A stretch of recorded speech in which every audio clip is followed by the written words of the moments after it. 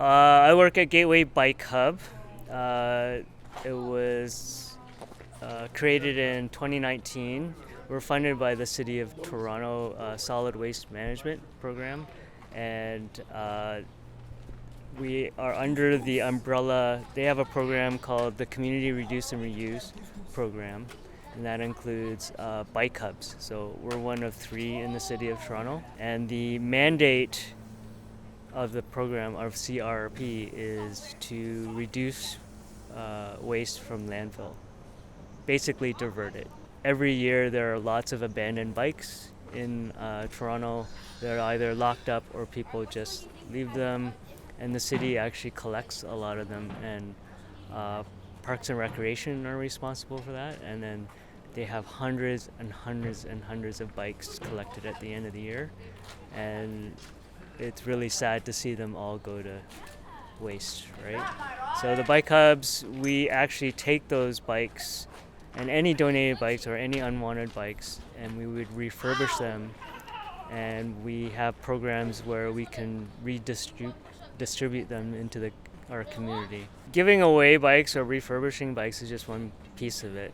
We have another repair aspect of our programs where we also provide free repairs for the community, but we also teach those people who want to know more about how to fix their own bike. And then we have like a community engagement side where we try to get the community to actually use the bike. The TDSB has been really good.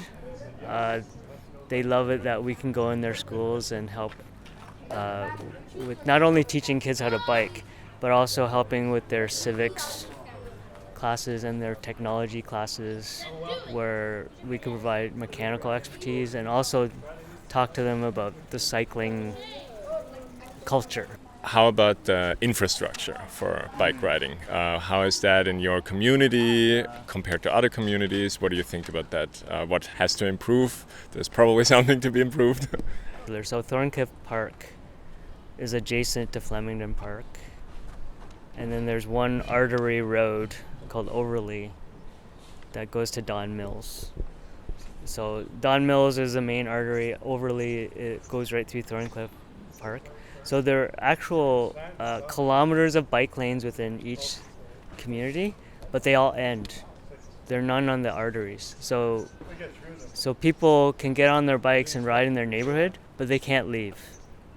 So one of the biggest...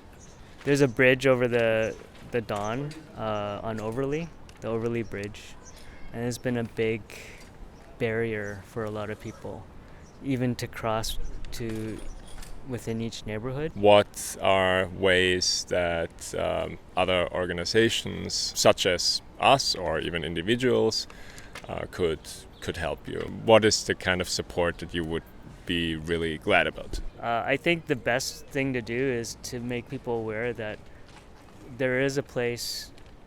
If they're not selling their bike, they can just know that there's a group like us that could just find a home for their old bike. And I think a lot of people appreciate that. I had a lady come in last week or a couple of weeks ago, and I guess she was retired. She was in her 70s, and she came in and she brought in a brand new bike.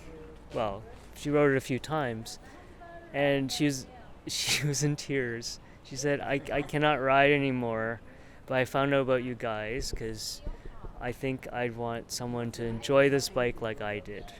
And she was so, I guess it was really bittersweet. And so what I said was, look, okay, I know this is really heartbreaking for you, and you want your bike and you really enjoyed your bike. And I said, how about when the next person gets your bike, I'll send you a photo of this person. So we gave the bike to someone else and told her the story. And then this woman had a story too. She said, I've been looking for a bike for a year, and through Bike Match I found you guys, and this is the perfect bike. I've had a rough life, and I said, well, maybe you can tell this lady that gave up her bike So I took a photo of her, and then she wrote this beautiful card and thank you letter for the donor, and I sent it to her, and now these two ladies are connected as friends. So it's really amazing how these connections kind of work, and what a bicycle can do. Like it's like amazing.